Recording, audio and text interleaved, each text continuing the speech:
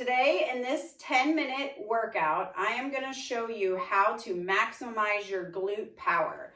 So all you need is a green mini band or a red, which usually is about a medium resistance. And if you don't have a mini band, you could tie a TheraBand in a loop and kind of turn it into one. Or if you don't have one at all, no problem.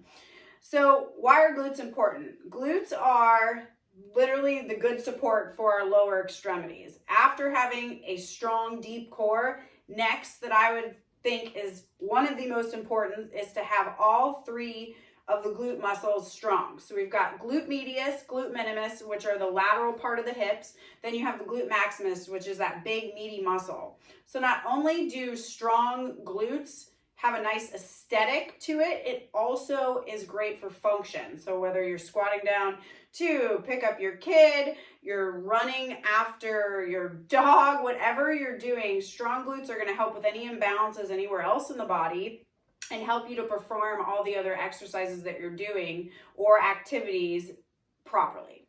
So we're going to start with this band around our lower legs. So we're going to think kind of like middle of the legs. The further away from the ankles, the easier it is, or think actually further away from the hips, the harder it is. So the closer you are to the joint with the resistance, the easier it's going to be. So you've got some kind of wiggle room to play around with it. So the first thing we're going to do is get into just this quarter squat. So this is like the activation, if you will.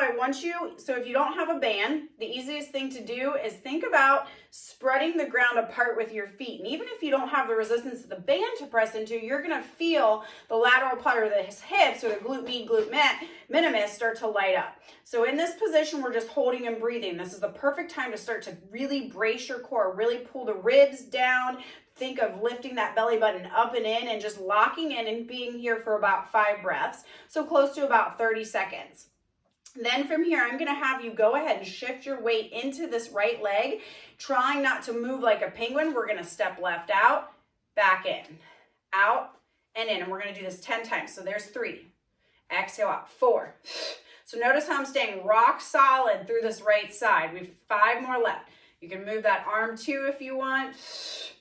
Whatever you want to do, get creative with it. 3, 2, and 1. Good. Come back into that quarter squat. You're really going to feel that side lay of both of them because you're stabilizing with this side. Shifting weight to the left, bracing core. Make sure you don't look like that penguin. Shoulders in line with the hip and step.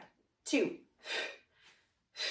3, 4, 5, 6, 7, 8, 9, last one, 10. Now, stepping back in, push the ground away. Sink a little bit lower to more of your normal squat, like you're sitting in a low chair. Then stand up, squeeze butt, squeeze belly at the top. So the double B's, butt and belly. As you do that, that naturally pulls that pelvis into that neutral position so you're not overextending the back and arching. So the biggest problem people have with squats is not locking out and pushing those hips through. We've got 15 of these, so about 5 left. Good. So think of exhale up, squeeze. 4, 3, 2, and 1. Now we're taking it to the ground and we're going to go ahead and keep this band right where it is. Now we're going to target the lateral part of the hip, so glute med, glute min. I'm going to have you go ahead and lay on your left side to start. And we're going to go into a nice supported position. So we're going to rest our ear right on this bicep. So as we get into the sideline position, I want you to think of pulling that lower oblique up and off of the mat. So again, core is always going to be that first thought. Then your shoulders are stacked, your hips are stacked. You're going to think of on your next exhale, that shield's on, we're saran wrap around the waistline and we're being pulled up from the ceiling. Then we're going to go ahead and push through that top heel, so that right heel, and then we're going to press up into that band and then back down. So I don't need you going any too much higher than hip width because then we really start to use more of the front of the hip or even into the low back. So we're really just trying to target this part right here. So it's exhale, lift. 10 is going to be our magic number. Other than the squats, those are 20. Good. So Then you're gonna go ahead and pause at the top here. I want you to point your toe, your hip width. Think about pulling that leg in line with the body. Start to draw little circles. Now, if you feel a little unstable here, there's nothing wrong with using this hand on the mat kind of in front of the chest. So we're gonna do 10 of these circles. It starts out easy and then it starts to get challenging. So this is where if you need to ditch that band, or if you didn't have one, no problem. You're still gonna probably feel this. And then we're gonna push through the heel and go the opposite direction for 10. So here's 5. I've been talking. That kind of eats it up. 4, 3, 2, and 1. Perfect. Now, we're going to take this band and we are going to move it up above the knees because we're going to go into a clamshell. So I'll just give you a second. We're going to pull that band up over the knees. Now, I'm going to pull my knees so they're almost in line with the hips and like making a 90, okay, and in front of the body a little bit. Now you're gonna glue the inside of those feet together. Don't let them separate as you open this top knee. So it's exhale, open, inhale, close. And it's kind of mean to do clamshells right after all those lifts and then circles because these are already poo-pooed out. So definitely if that band is a little too much, just slide it off. We've got 5 more. So it's exhale, lift, inhale, lower. 4, 3, 2, and that's 1. Now we're rolling right on our back, keeping the band right where it is, kind of over those knees. And mine slid down a little bit. This techno fiber pants never helps with that. So you want your feet about hip width apart and your knees and ankles are in alignment. You don't want to be too far out and you don't want to be too far in. So from here, I'm putting that shield on. I'm bracing my core, pulling the ribs down, and then I'm going to lift my hips in a flat back. So we're thinking neutral spine on the way up, no articulation. From here, without letting my hips drop, so you're going to take your hands, put them around the back of the hips. I'm going to open those knees, so almost kind of like a similar clamshell, and we're going to close inhale. So exhale, open. Now think about pressing the hips straight up as the knees open so you're not doing this, because a lot of times I get people dropping their butt as the knees open. That was excessive, but just to show that. So 10 here, and sometimes I like to put one hand on my belly button too to make sure I'm not doming and pushing up towards the ceiling. We've got 3 left, 2, 1. Now lower down, flat back, and then we're going to go into single leg. So we're keeping the right foot down to start, pushing that left up. So again, you could get rid of this band. This is just adding a little bit more of a challenge. So if you need to regress, take it off. We're going to dig that right heel into the ground, and digging that heel and activates the glute max more, takes it out of the hamstring a little bit. So on the exhale, drive the hips up. Inhale, tap back down. Exhale, drive the hips up, lifting and driving through that right heel. Here's 3, 4, 5, 6, 7, and using that exhale up, it really helps. You've got to link that movement with the breath. And last 1, and then back down. Perfect. Now we're switching to that left heel down, digging in, right up. Shield is on. Exhale, lift. Inhale, lower. Now you're going to notice the difference between sides. We all have a little bit of that imbalance from side to side, but our goal is to make it as even as possible, to get the body as balanced as possible. So that's why doing this unilateral work or things one side at a time really helps with that. And we've got 3 more here. 3, 2, last 1, and then come all the way down. Now from here, you're just going to kind of rock those knees side to side. And then we're going to spin ourselves around and we're going to do the other side. So now we're laying on the right side. We're going to move that band, if you've got it, right above the ankles or kind of middle shin. So remember what I said, closer to the hip joint, easier it is, further away, harder it is. So you're going to go ahead and lay ear onto the bicep. Think about pulling that low oblique. So I would want to come by and imagine that you could put your hand underneath, okay? Pull those legs in line with the body. You could also do a slight bend of that bottom knee. That's going to help stabilize you a little bit. Then from here, I'm going to have you push through that heel. Exhale, lift. Inhale, lower for 10. Good. 2, So again, you're not going too much higher than your hip so you don't feel it start to go into the front of the hip or the low back. And then you want to look at your toes. You want to make sure that you're not rotating up, because again, that external rotation is going to come more to the front of the hip.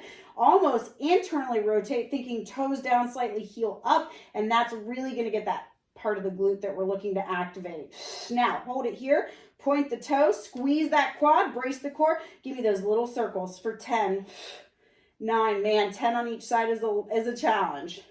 7, especially with this band. 6, 5, 4, 3, 2, 1. Now you may, and we're reversing, push through that heel for 10. So the key here is to make sure you're going both in front of this bottom leg and behind it. So we're getting the extension of the hip joint, okay? We don't all want to be in the front of our body. I just did a silly circle there.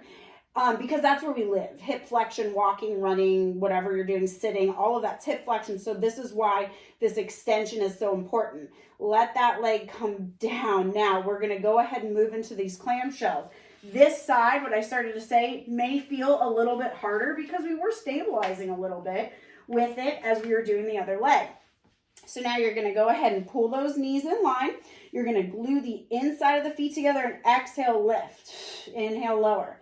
So again, a little more stability, putting that hand down. If you want to challenge it, make it a little bit more about the core, you're going to go ahead and lift. And as you get stronger, this is a nice option to do. You could also work on propping up onto that forearm, but only so you're not sinking like that. You want to keep the ribs in alignment. Here we're sinking and we're not staying into this good kind of lifted posture, getting all this length through the side of the body. That's got to be 10, and then we're going to lower that knee down. Now from here, we're going to go onto our hands and knees. So again, band is going to be around the knees. We're going to kind of use our kneecaps to pin that band down. So now in this quadruped position, after doing all that, I just kind of like to squeeze side to side, 3 or so on each side. And that just helps to kind of stretch out those hips. Good. Now, pinning that band down on the right knee, I'm going to have you go ahead and hover the left knee up, push through the heel. And as you exhale, drive that left knee up so it's aligned with the hip, or maybe even slightly lower, because I don't want you dumping into the right side. You're keeping your weight centered. A nice way to kind of test if you can do that, take that right hand, bring it behind the back. And that's going to help you tell if you're leaning too much into that right side and relying on that. And so that's a way that you cheat. Your core doesn't turn on and you're just using that right side. So we're doing 10. Now from here, I'm just going to open this knee to the side, but it's kind of back a little bit to target that glute min. And then I'm going to just pulse up an inch, down an inch for 10, 9, 8. Keep pushing through that heel. 7, 6, 5, 4. Good. 3, 2, and 1. Good. Now we're switching sides. I'll turn around so you can see this side. So now I'm pinning it under my left knee. I'm going to lift that right knee up and get it about aligned with the hip, and then push through that heel, then swing it back down as you inhale, exhale, right back up. Give me as much of that booty squeeze and belly at the same time. There's 3. Again, you can try to test yourself. Take that left hand behind the back. There's 5, 6, 7, 8, 9, 10. Now it's up. We're just going to open it to the side, and it's kind of back and up, and I want you to pulse up an inch, down an inch for 10, 9. So these are like little pulses. The breath may be a little faster. 5 more. You should really be burning out at this point. So not a lot of exercises here, but it's very effective for these external rotators of the hips, which are the glutes. Good. And then bring that knee back down, rock side to side. And then the last piece to this is just to stretch it out. So we're going to take the band off. Okay. And we're going to come into a modified pigeon and then into a yoga position. I think it's called cow. I'm not a yoga instructor. I'm Pilates. So you're going to bring your left leg to the side with your right leg in front. So kind of like a mermaid. And actually, if you want the stretch to be a little deeper, think 90-90.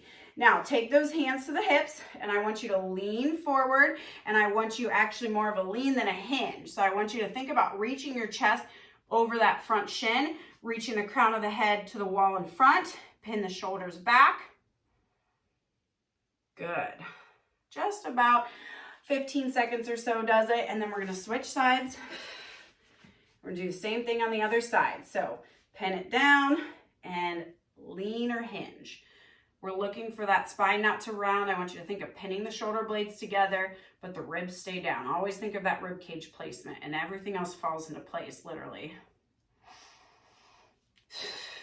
Just breathe into it. And then from here, we're going to stack the knees over top of each other like this. Now, if you tend to have kind of like achy knees or hips, the other great stretch to do is just laying on your back in a figure four, bringing one ankle above the knee like this, and then the knee, the ankle that's above the knee is the one that gives you a nice stretch. So knees are pretty stacked, okay? They could be slightly off. All you need to do is simply sit here. So if you're someone who's a little tighter through their hips, especially the external rotators, this may be enough. If you're pretty flexible, you're going to lean into it to find a deeper stretch. And you're going to, again, be here for maybe like 4 or 5 breaths, 15 seconds, maybe not even that long. Couple breaths, and then switch. And this is just really good to do after that set of exercises. Stack those knees. I sometimes like to grab each foot with hand so I can really kind of anchor down as I lean forward. And I have pretty tight hips, or they are today at least. So normally my knee lays a little bit flatter. Good. All right, and there you have it. So this is a great workout on its own. I would suggest that this is, if you're just feeling like you literally need a lift of the derriere, but it's also very functional. Everything we did here helps to target the areas that we usually have some deficiencies in. This is a great little like pre-exercise workout before any kind of cardio, running, any kind where you're going to be like box jumping, you're going to be doing lateral movements side to side, stair climbing. So anything that involves these like very dynamic movements, this is a really great way to activate these muscles of the hips and just get ready to go. So I hope you enjoy it. Don't hesitate to ask any questions. My email is at the bottom of the website.